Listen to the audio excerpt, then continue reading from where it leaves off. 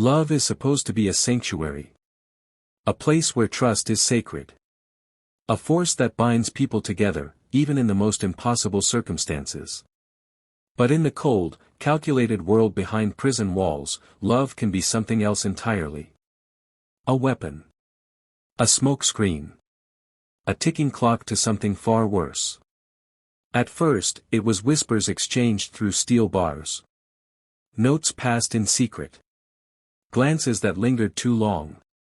To some, it was just another forbidden romance, reckless, maybe, but not unusual. Inmates find ways to connect, even in a place designed to keep them apart. And for a while, it seemed like just that. A secret between two people, hidden in the cracks of concrete and time. But prison love comes with a price.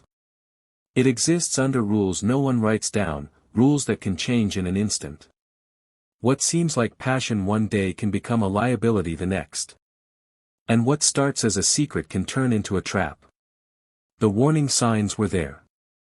Little things, easy to overlook, until it was too late. A shift in behavior. A hushed conversation that ended too quickly. A favor called in that should have raised questions. And then, a single act of violence that shattered everything. A murder that would leave investigators questioning everything. A crime so entangled in deception that even those closest to the case couldn't untangle where passion ended and premeditation began. A story of love, betrayal, and a secret so dangerous it was worth killing for. Was this a relationship that spiraled out of control, or was the ending written from the very start? A single choice. A hidden truth. And a prison love story that led to murder. Prison is built to strip people down. To take away freedom, identity, and choice. Inside these walls, everything is controlled: when to wake up, when to eat, when to move, when to stop. Every door is locked, every step monitored, every interaction observed. There are rules, some written, some unwritten, and breaking them comes at a cost. But no system is perfect. No amount of surveillance can completely erase the one thing that has driven people to defy the odds for centuries: connection.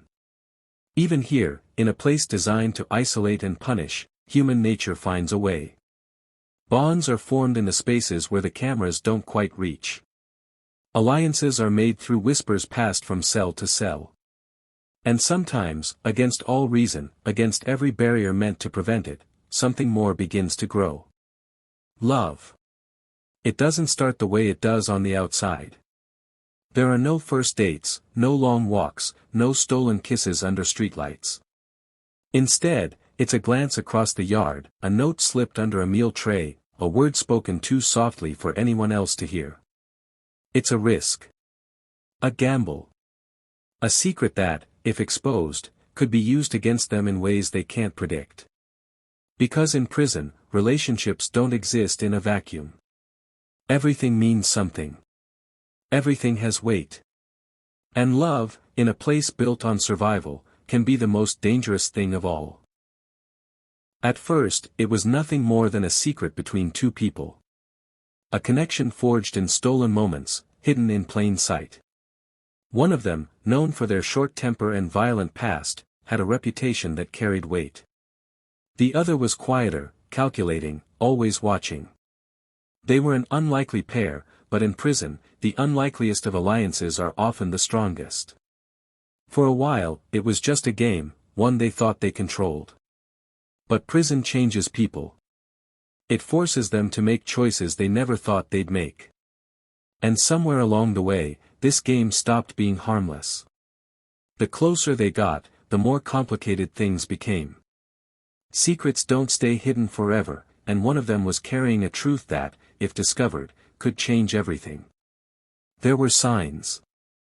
Small things that, at the time, meant nothing. A shift in behavior. A favor called in that seemed unnecessary. A conversation that ended too quickly when someone walked by. Things that, in hindsight, should have raised questions. But in prison, routine makes people blind. No one was looking for trouble until it was standing right in front of them. And then, just like that, it happened. A moment of violence. One act that couldn't be undone. A body left behind. And 1,000 questions with no simple answers. Was this a crime of passion? A moment of uncontrolled rage? Or had it been inevitable from the start?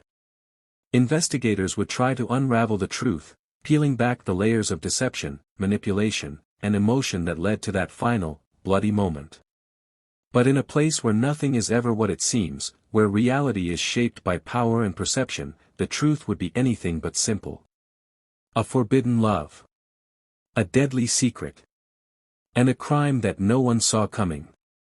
In prison, connections are currency. Some are made for protection, some for survival, and others, for reasons no one else can quite understand. This one was different. It wasn't just an alliance, not just a convenience forged in the loneliness of a prison cell. It was something deeper. At first, no one paid much attention. They sat together in the chow hall, walked the yard side by side, and took turns watching each other's backs. That was normal. People stuck with their own, found someone to trust in a place where trust was dangerous. But over time, their bond grew, and people started noticing. A glance that lasted too long. A whispered conversation that ended the moment someone else walked by. The way they protected each other, always in sync, always watching. There was an intensity between them that didn't go unnoticed. Other inmates had opinions. Some were indifferent. What two people did in prison was their business.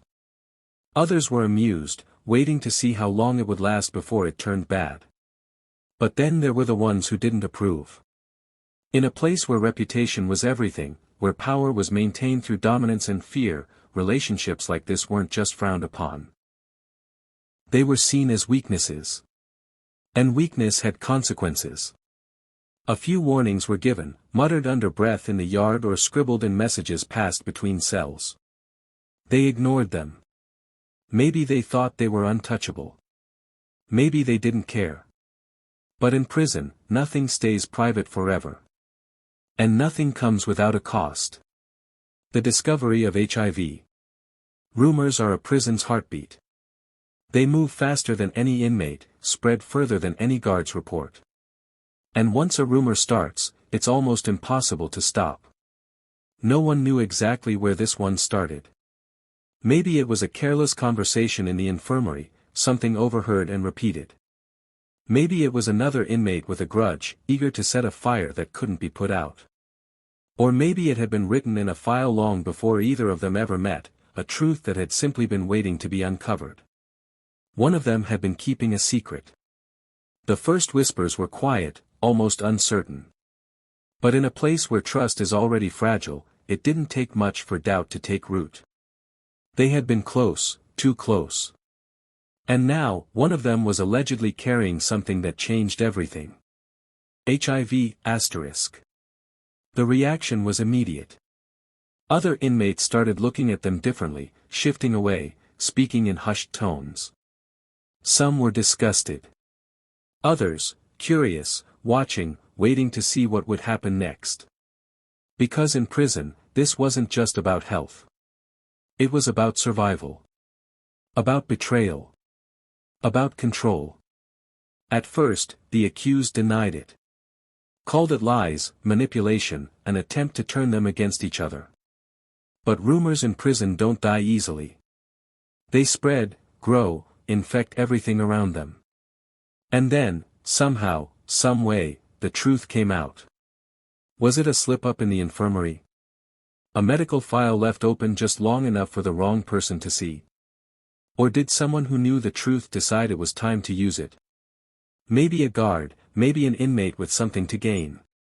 However it happened, the secret was out. And nothing could put it back in the dark. Conflict and betrayal. Betrayal in prison is like a cut left untreated. It festers, spreads, turns into something worse. And this? This was a betrayal that couldn't be ignored. The moment the truth came out, everything changed. What had once been an unbreakable bond now cracked under the weight of deception. The stolen glances, the quiet conversations, the unwavering loyalty, it all meant nothing now. Because the foundation of their relationship had been built on a lie. Shock came first. Then denial. Then rage, asterisk. The betrayed inmate confronted the other in their shared space, voice low and shaking with anger. How long? Why didn't you tell me? Did you ever even care? The answers didn't matter. The damage was already done. Arguments erupted, no longer quiet, no longer hidden. Words were exchanged that couldn't be taken back. Inmates who had once looked on with amusement now watched with anticipation, knowing this wasn't just a lover's quarrel. It was a war waiting to happen. Then came the threats. At first, they were just words, said in anger, thrown like knives meant to wound but not kill. But soon, they became something more. The tension between them was no longer just a rumor, it was written in guard reports. Officers noticed the change. How the two who had once been inseparable now barely looked at each other. How their conversations had gone from whispers to hushed, angry exchanges. How other inmates had started choosing sides. Prison records show that multiple guards filed reports in the weeks leading up to the final explosion. They noted the growing hostility, the way their interactions had turned from companionship to conflict. Some officers even intervened, warning them both to stay away from each other. But warnings don't stop what's already in motion. And in the end, no report, no guard intervention, no whispered warning could change what was coming.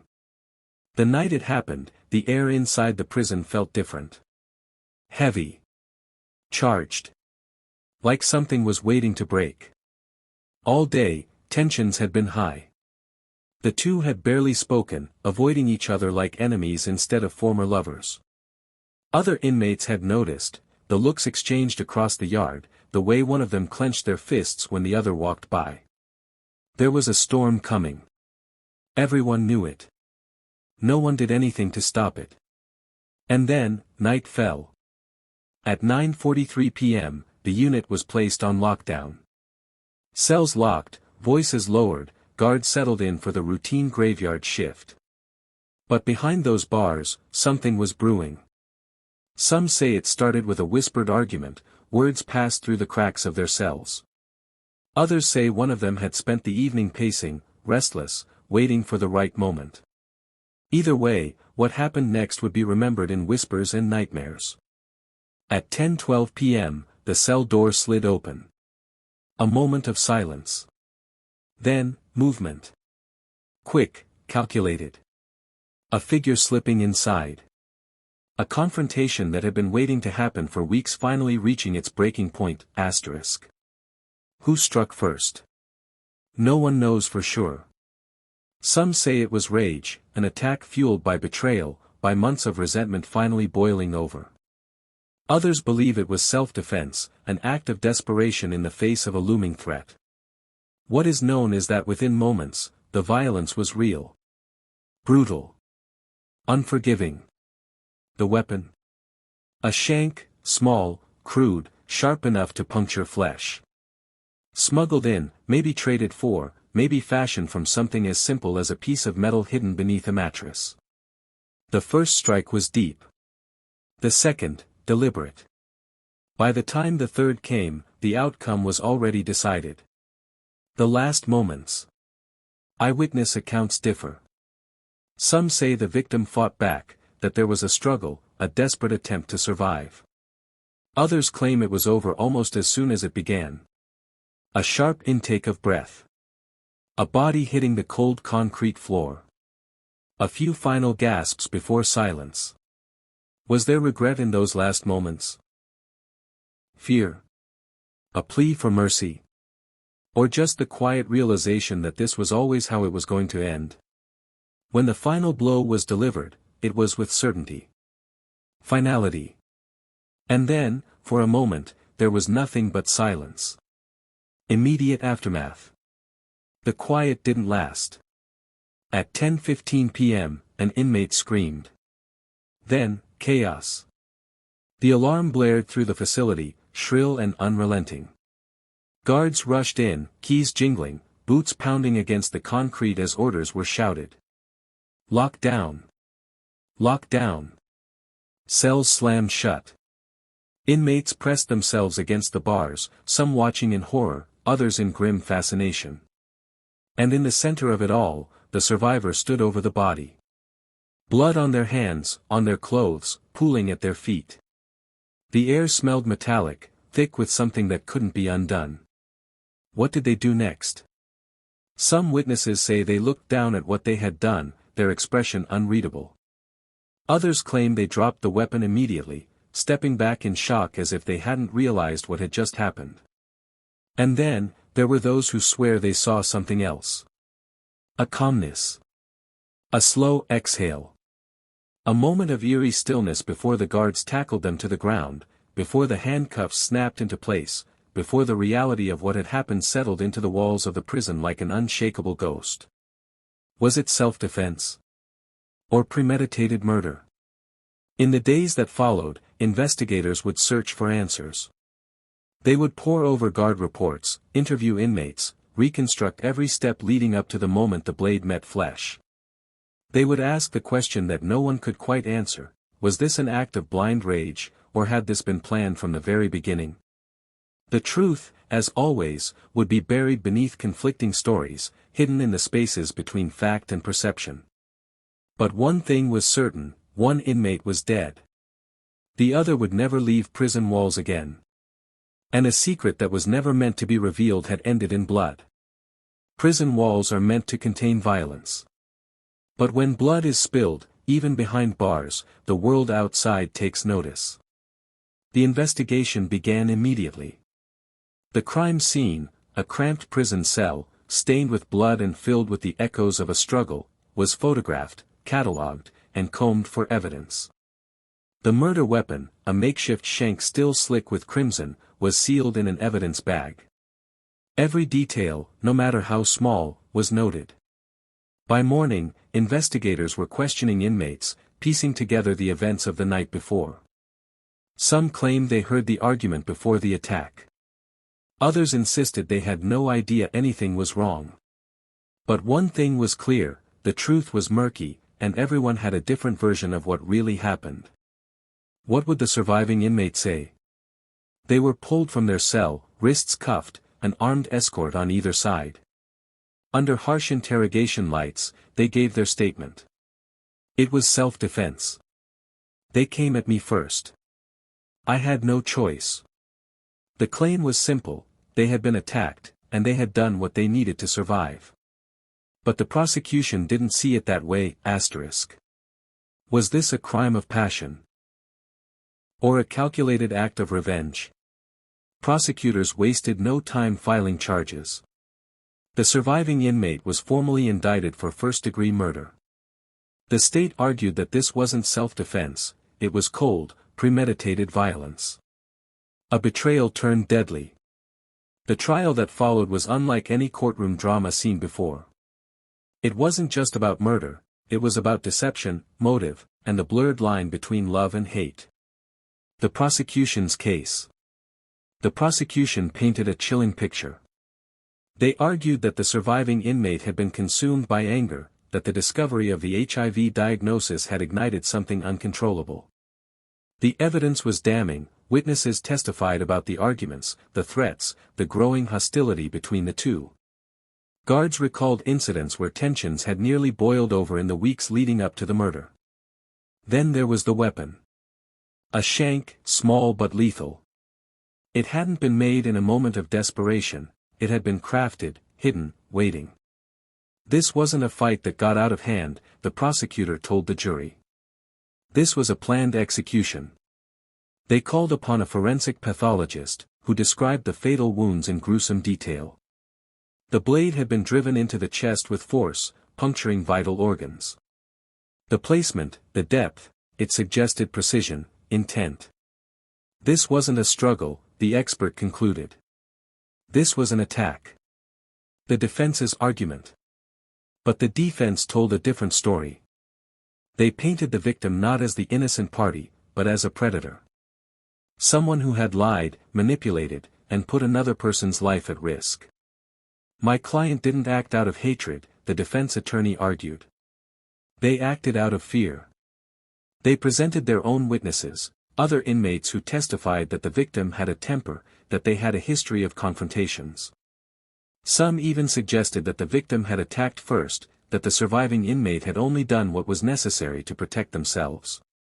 Ask yourselves, the attorney pleaded with the jury, if someone put your life at risk, wouldn't you fight back?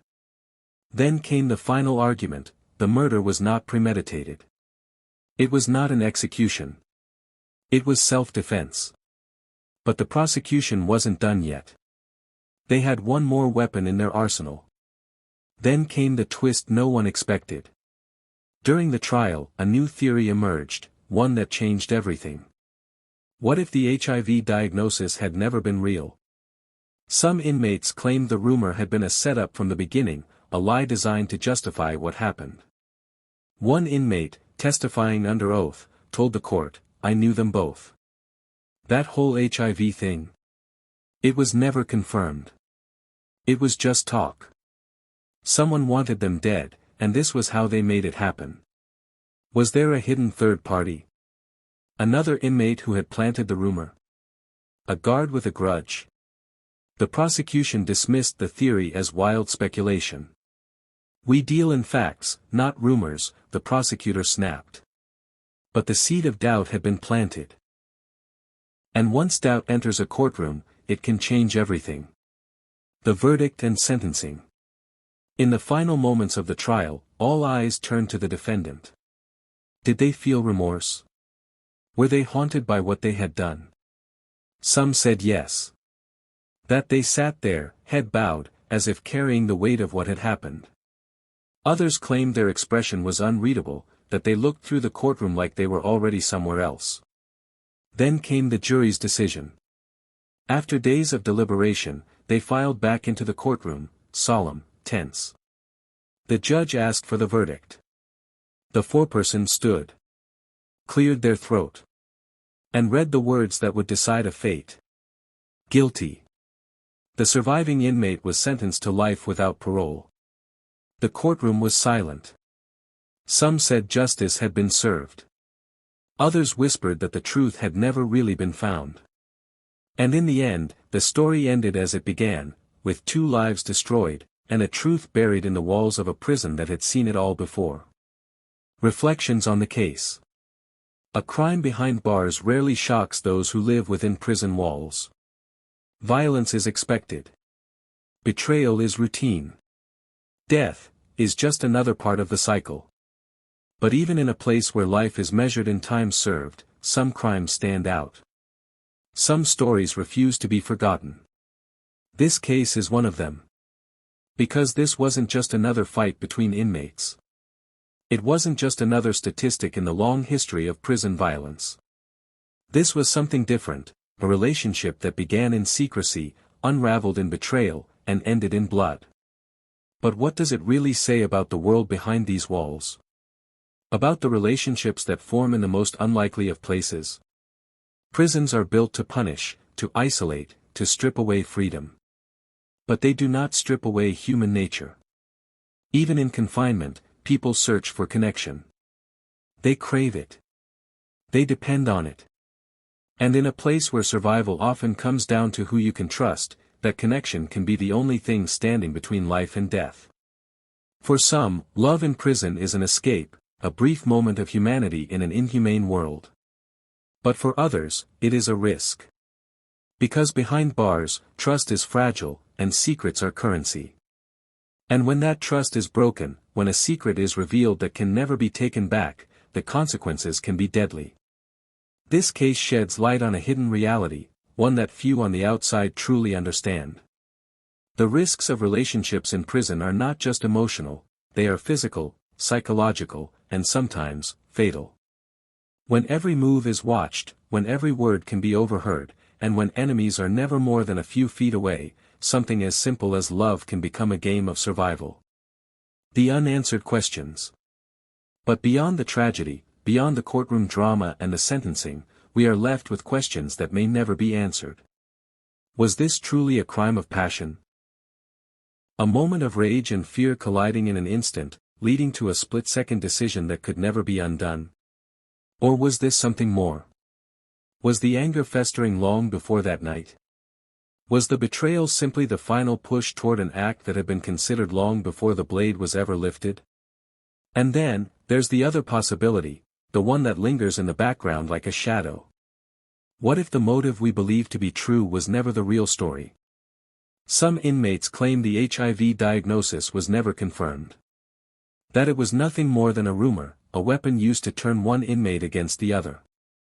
If that is true, who started it? Was there another player in this story? A third party pulling the strings from the background, an inmate with a grudge, a guard with an agenda? Someone who knew exactly how to set the pieces in motion without ever getting their hands dirty? We may never know. But if that theory is true, then this was not just a crime of passion. It was something far more disturbing, a calculated move in a brutal chess game where the loser never saw the final checkmate coming. The verdict and the price of justice. And then, of course, there is the final question, was justice truly served? The jury deliberated. The court issued its verdict. The system did what it was designed to do, hand down a sentence and close the case. But for those who followed this trial, for those who saw the details unfold, the answer isn't so simple. Was life without parole the right punishment? Did the jury see a murderer, or did they see a desperate inmate who felt they had no way out? Some say the sentence was fair. That behind bars, where laws are already stretched thin, justice must be absolute. That no matter the circumstances, taking a life deserves the harshest penalty. Others see something different, a system that failed long before the murder happened. A prison that let tensions fester, that let secrets spiral into violence, that did nothing until it was too late. For one inmate, the sentence is final. Life behind bars, with no chance of freedom. For the other, the sentence was carried out that night, on a cold prison floor, with no appeals, no second chances. And for everyone else, the guards who witnessed it, the inmates who heard the screams, the family members who received the devastating news, the sentence never truly ends. It lingers. It haunts me. It becomes part of a story that will never fully be put to rest. Now, we turn it over to you. Was this an act of passion, an explosion of emotions that no one could have prevented? Or was this cold-blooded revenge, a calculated act hidden behind the chaos of prison life? Was justice served? Or is the real truth still locked away, known only to the one person who will never tell? Let us know your thoughts in the comments below.